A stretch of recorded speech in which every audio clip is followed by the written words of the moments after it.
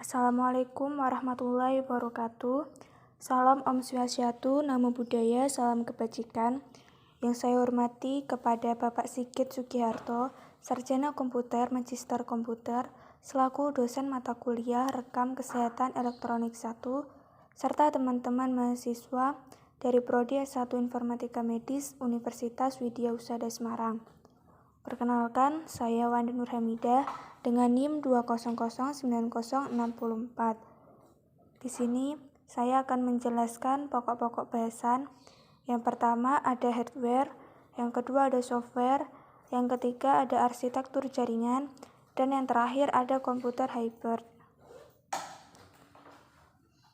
Baik, untuk mempersingkat waktu, kita memasuki materi pertama, yaitu definisi hardware. Apa itu hardware? Hardware atau yang lebih dikenal dengan sebutan perangkat keras adalah semua jenis komponen yang ada pada komputer, yang mana bagian fisiknya dapat terlihat secara kasat mata atau dapat juga dirasakan secara langsung. Jadi bisa dikatakan jika hardware adalah peralatan fisik komputer yang berguna untuk melakukan proses input dan proses output. Beberapa di antaranya seperti RAM, CPU, mouse, keyboard, scanner, monitor, printer, dan masih banyak lagi. Selain itu, hardware umumnya bisa terlihat sebagai bentuk output dari setiap proses sistem operasi sebuah komputer. Akan tetapi, untuk mendukung kerja perangkat tersebut, tetap diberlakukan software atau perangkat lunak tertentu. Dengan begitu, setiap perintah yang diinginkan dapat beroperasi dengan baik. Fungsi hardware. Hardware pastinya memiliki fungsi yang pertama, mengolah data atau informasi. Hal ini berarti beberapa jenis hardware yang memiliki fungsi untuk mengolah ataupun memproses data atau informasi. Untuk mengolah data sendiri dan menjalankan proses pada sistem komputer. Contohnya proses device yaitu CPU, RAM, VGA, dan sebagainya. Kemudian menerima output, yakni hardware yang mempunyai fungsi khusus dalam menerima input dari user. Dengan begitu, hardware akan memprosesnya menjadi informasi yang baru. Data yang diterima dari input akan dapat ditransfer pada output.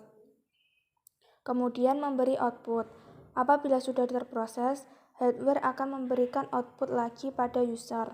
Seluruh output tersebut dapat dilihat oleh pengguna yang ditampilkan pada hardware khusus.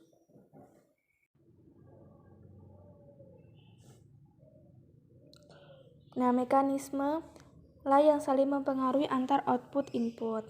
Kemudian menyimpan informasi maupun data.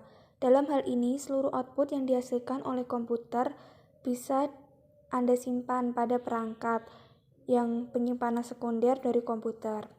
Penyimpanan ini dapat dilakukan tak hanya pada perangkat yang terpasang di dalam komputer, akan tetapi juga perangkat yang dipasang di luar. Itulah beberapa fungsi perangkat keras komputer.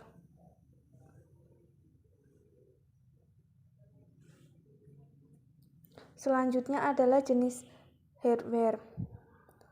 Jenis hardware sendiri merupakan perangkat input, salah satu jenis hardware yang berguna untuk memasukkan informasi maupun data, baik itu dalam bentuk video, teks, gambar, audio, dan lainnya ke dalam sebuah komputer. Nah, contohnya ini ada mouse, merupakan salah satu jenis hardware yang berfungsi untuk menggerakkan kursor yang ada di layar komputer. Selain itu, dengan menggunakan mouse, user juga akan lebih mudah dalam memilih mana saja yang diinginkan pada komputer. Kemudian yang kedua ada keyboard. Tentunya keyboard sudah tidak asing lagi bagi kita, bahkan hampir setiap waktu kita menggunakan keyboard. Jenis keyboard ini merupakan jenis hardware yang berfungsi untuk membantu pengguna dalam memasukkan angka, simbol, dan huruf-huruf ke dalam komputer. Kemudian yang terakhir adalah scanner, yaitu berguna mengubah dokumen dari hard copy menjadi soft copy. Jenis hardware yang satu ini umumnya itu sangat penting untuk digunakan karena ada banyak orang yang memerlukan untuk mengarsipkan dokumen-dokumen yang penting dengan adanya tanda tangan serta stempel. Jenis hardware yang kedua adalah perangkat output. Ini merupakan jenis hardware yang berguna dalam menampilkan informasi dan mencetak hasil input data yang user lakukan. Data ataupun informasi tersebut berasal dari hardware input yang sudah melewati hardware proses. Misalnya seperti monitor, proyektor, hingga printer. Contohnya nih ada yang pertama ada monitor, merupakan komponen yang perlu dimiliki oleh setiap perusahaan dalam melakukan berbagai pekerjaan. Umumnya pekerjaan tersebut berhubungan dengan dokumen maupun data. Kemudian yang kedua ada printer. Printer merupakan satu jenis perangkat keras yang dapat digunakan dalam mencetak segala macam keperluan dokumen yang diinginkan. Kemudian yang terakhir ada proyektor LCD, yaitu perangkat keras yang berguna untuk memudahkan dalam menampilkan video maupun gambar ke layar LCD dari komputer. Hal ini berarti saat menggunakan proyektor LCD bisa menampilkan media presentasi dengan lebih jelas. Jenis hardware berikutnya adalah perangkat proses, yaitu jenis perangkat keras yang satu ini dapat berguna dalam mengolah data sekaligus menjalankan proses yang ada pada komputer. Proses divisi ini termasuk seperti CPU, RAM, VGA, dan masih banyak lagi. Contohnya CPU. CPU merupakan perangkat yang berguna dalam mengontrol seluruh proses kerja yang ada pada komputer, baik itu dari instruksi, pengolahan, sampai menghasilkan output yang diinginkan. Kemudian ada VGA. VGA sendiri berfungsi untuk mengolah maupun memproses data grafis sehingga hasilnya nanti dapat ditampilkan pada layar monitor. Kemudian yang terakhir ada RAM, merupakan jenis perangkat keras yang dapat menentukan kecepatan akses dalam sebuah komputer. Jenis hardware berikutnya adalah perangkat untuk menyimpan, atau disebut juga dengan stroke device atau lebih dikenal sebagai perangkat untuk menyimpan, yang merupakan salah satu jenis hardware yang berfungsi untuk menyimpan data-data komputer. Contohnya seperti hard disk. Hard disk merupakan perangkat yang berfungsi dalam menyimpan informasi maupun data dalam komputer dengan kapasitas yang cukup besar. Perangkat ini memiliki bentuk portable. Kemudian yang kedua ada flash disk. Ini merupakan alat menyimpan data dari komputer yang memiliki konektor berupa USB. Konektor tersebut nantinya akan memudahkan perangkat ini terhubung ke komputer maupun media lainnya yang digunakan. Flash disk sendiri bisa dipakai untuk memindahkan sebuah data dari satu komputer ke komputer lainnya. Kemudian ada optical disk, merupakan media penyimpanan data yang bisa dibaca maupun ditulis oleh cahaya laser. Umumnya optical disk di sini berupa CD atau compact disk atau DVD yang disingkat dengan digital versatile disk. Baik, materi selanjutnya adalah software. Apa itu software? Software merupakan suatu data yang diprogram ataupun disimpan secara digital dan tidak mempunyai wujud, tapi berada di dalam suatu komputer. Selain itu, ada juga yang menjalankan bahwa pengertian software adalah kumpulan berbagai data elektronik yang berbentuk program ataupun instruksi yang disimpan serta dikelola oleh mesin komputer. Software itu sendiri dibuat oleh para programmer yang tentunya sudah ahli dan mengerti tentang sistem komputer dengan menggunakan bahasa pemrograman tertentu agar bisa digabungkan menjadi sebuah kode yang mampu dikenali oleh perangkat keras. Software dibuat agar lebih mempermudah pekerjaan manusia, seperti untuk berhitung, membuat dokumen, pengolah gambar, dan lain sebagainya. Berikutnya adalah fungsi software. Fungsi software yang pertama menyediakan berbagai fungsi dasar untuk keperluan komputer agar bisa dijalankan, seperti untuk menyediakan sistem operasi dan berbagai sistem pendukung lainnya di dalam komputer. Kemudian yang kedua, mengatur kinerja hardware yang terdapat di dalam komputer agar bisa berjalan secara lebih simultan. Kemudian sebagai penghubung antar setiap software dan hardware yang terdapat di dalam komputer. Kemudian yang keempat, sebagai penerjemah atas suatu perintah software lainnya ke dalam bahasa mesin, sehingga nantinya lebih mudah untuk dimengerti maupun diterima oleh hardware. Kemudian berguna untuk melakukan identifikasi pada suatu program komputer. Jenis-jenis software. Tentunya di zaman yang semakin modern seiring dengan perkembangan teknologi, maka software memiliki peran penting dalam sebuah komputer karena tugasnya adalah sistem operasi, sehingga setiap pengguna tidak akan bisa menjalankan dan juga memanfaatkan komputernya sama sekali. Software sistem operasi saat ini pun sudah sangat banyak. Beberapa di antaranya yang paling terkenal adalah sebagai berikut. Misalnya yang pertama itu ada Microsoft Windows, yaitu software yang dibuat oleh perusahaan Microsoft ini yang memiliki basis Graphical User Interface. Mempunyai versi pertama yang disebut dengan Windows Graphical Environment 1.0 US. Ini mempunyai banyak sekali kelebihan seperti user-friendly, proses install aplikasi yang sangat mudah, sampai memiliki banyak sekali dukungan driver. Namun harga lisensi dari Windows ini tergolong cukup mahal dan sistem keamanannya pun kurang maksimal. Kemudian yang kedua ada Unix.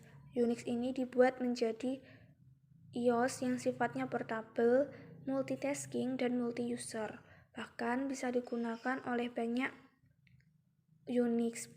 pengguna Unix, juga termasuk OS yang aman karena memerlukan izin tersendiri bila ingin mengakses direktori, file, user, serta grup. Karena di sini didukung oleh proyek GNU, maka Unix pun kemudian berkembang menjadi Linux, begitu. Kemudian selanjutnya ada Macintosh Operation System atau MRC IOS yang dibuat secara khusus untuk berbagai komputer beserta tingkat keamanannya dari IOS ini juga terbilang sangat tinggi, sehingga sangat sulit ditembus oleh berbagai virus.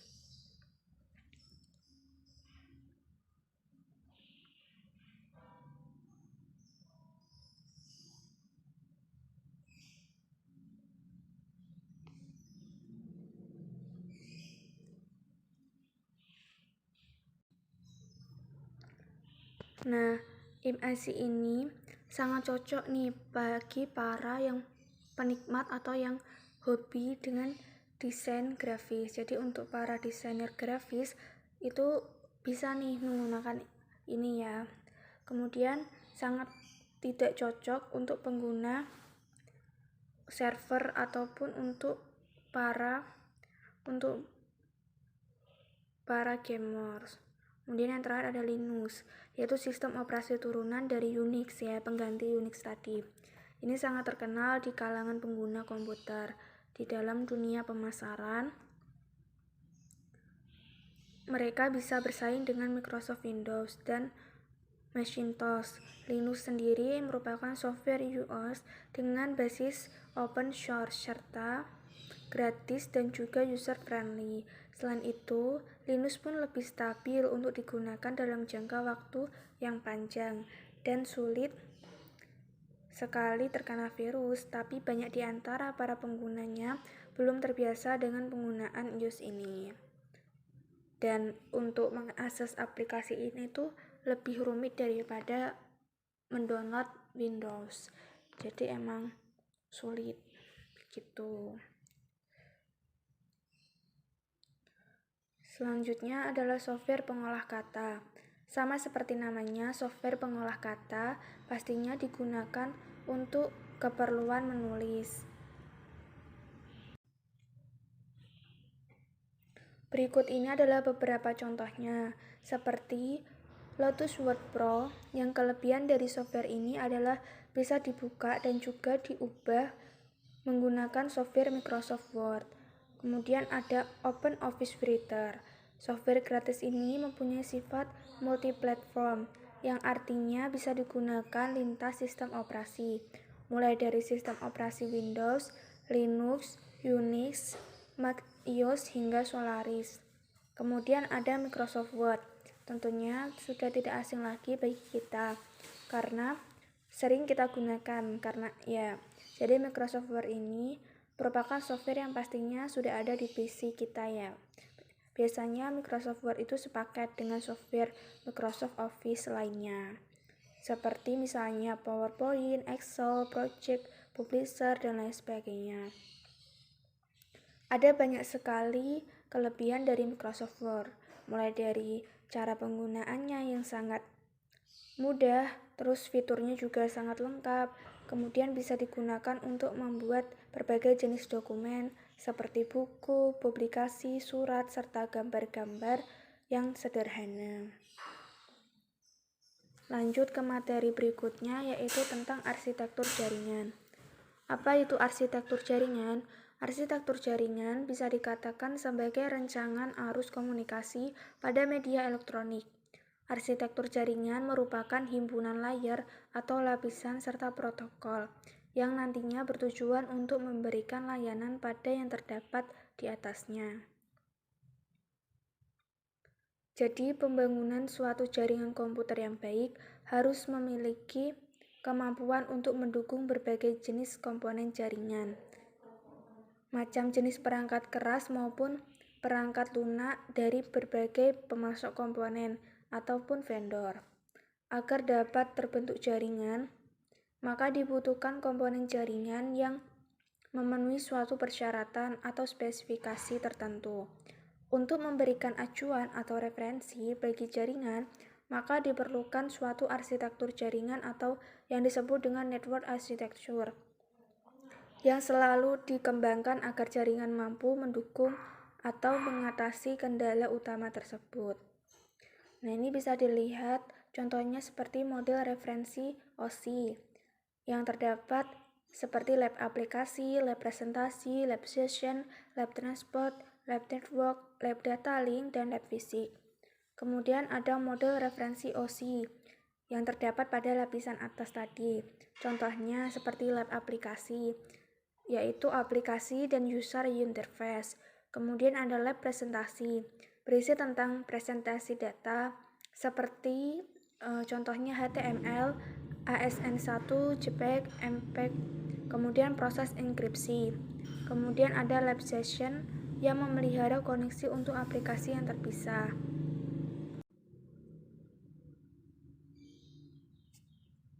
Kemudian selanjutnya ada lapisan transport. Ini lapisan bawah.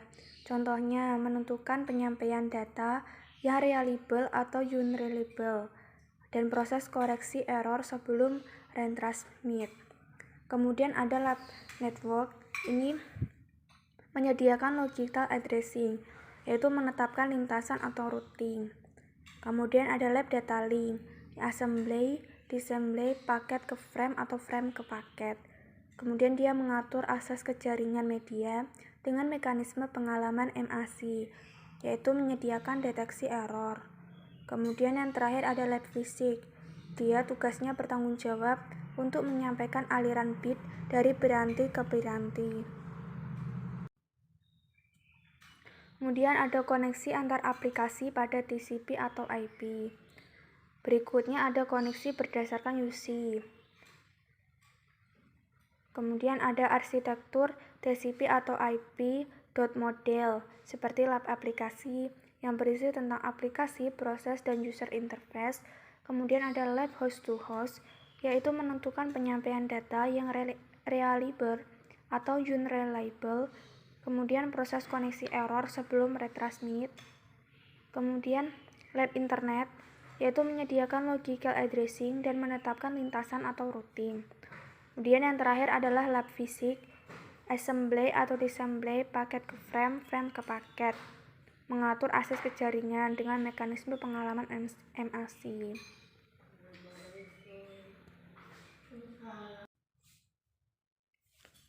Materi selanjutnya yaitu tentang komputer hybrid.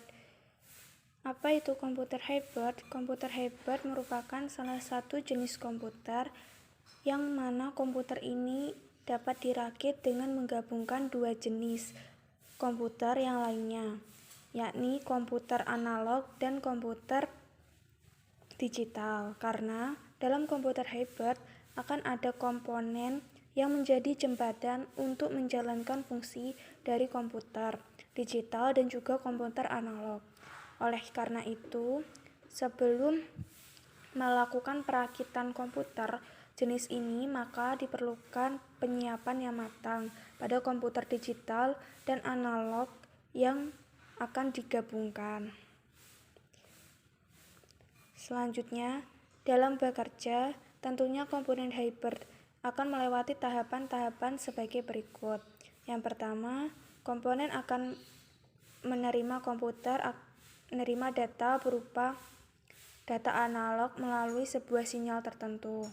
Selanjutnya, setelah data analog tersebut diterima, maka akan diterjemahkan dan dianalisa hingga lolos dalam tahap penerimaan dalam sel analog. Berikutnya, komputer akan menerima hasil analisa sinyal analog tersebut dan meneruskannya pada pangkalan lain untuk mengubahnya menjadi data dalam bentuk digital. Lalu, data akan dianalisa dan akan ditampilkan hasil analisa tersebut yang akan ditampilkan seperti dalam bentuk gambar, tulisan, dan juga grafik. Selanjutnya, data yang telah ditampilkan tersebut dapat dibagikan melalui komputer yang sudah tersambung dengan induk komputer hybrid tersebut. Maka itulah kinerja dari komputer hybrid yang memang sedikit rumit daripada komputer digital dan komputer analog. Tapi lama waktu kerja dari komputer ini justru akan lebih cepat sistemnya yang sudah tidak lebih tertata. Berikutnya adalah ciri-ciri komputer hybrid. Yang pertama, dia lebih cepat dari komputer analog. Kinerja dari komputer hybrid akan lebih cepat dari komputer analog dalam mengolah data kualitatif. Komputer ini mampu menerjemahkan data yang masih dalam bentuk aslinya. Selanjutnya nanti akan dikombinasikan dengan fungsi komputer digital yang akan menerjemahkan data tersebut dalam bentuk angka yang mana komputer ini sudah jadi satu dengan jenis analog dalam suatu komputer hybrid. Inilah yang menyebabkan kinerjanya jauh lebih cepat daripada hanya mengendalikan komputer analog saja. Yang kedua, tentunya dia lebih tepat dari komputer digital. Selain cepat, kinerja komputer hybrid juga lebih tepat daripada komputer digital dalam mentransfer data analog menjadi data digital dalam bentuk angka. Dalam operasi logika yang akan dilakukan, kinerja komputer hybrid jauh lebih cepat dan terpercaya dari komputer analog. Di samping itu, data-data yang telah dimasukkan juga dapat dikoreksi kembali dan dilakukan penghapusan jika ternyata terdapat kesalahan di dalamnya. Selanjutnya, bisa menyajikan data dalam bentuk gambar dan tulisan secara langsung. Salah satu ciri terbaik dari komputer hybrid dan paling mudah dikenali dalam komputer hybrid adalah komputer ini mampu menyajikan data menggunakan tulisan, gambar, dan grafik sekaligus. Hal ini terjadi karena di dalamnya terdapat kombinasi antara komputer digital dan komputer analog, dengan tambahan fitur-fitur lain yang memang bertujuan agar komputer hybrid ini mempunyai kinerja yang lebih cepat dan tepat. Contohnya komputer hybrid ini, penggunaan komputer hybrid untuk pengolahan data di rumah sakit. Seiring dengan zaman yang semakin canggih, tentunya rumah sakit yang sudah maju maka akan menggunakan jenis komputer ini. Kemudian, penggunaan komputer hybrid untuk pengolahan data produksi di pabrik dan alat-alat produksi. Di negara-negara maju, bahkan di Indonesia juga sudah terdapat jenis komputer ini, termasuk robot-robot yang bekerja untuk memproduksi hasil olahan dari pabrik itu. Kemudian, penggunaan komputer hybrid dalam robotik. Seperti misalnya yang baru-baru viral ini seperti robot yang dibuat di negara maju seperti Cina, Jepang, Korea, membuat sebuah robot untuk membantu mengobati pasien yang terkena COVID-19. Seperti membantu untuk menginfus pasien, membawa obat pasien, serta merawat pasien tentunya. Diharapkan komputer-komputer ini nantinya akan menjadi lebih baik dan maju untuk kedepannya. Mungkin itu saja yang dapat saya sampaikan. Kurang lebihnya mohon maaf. Assalamualaikum warahmatullahi wabarakatuh.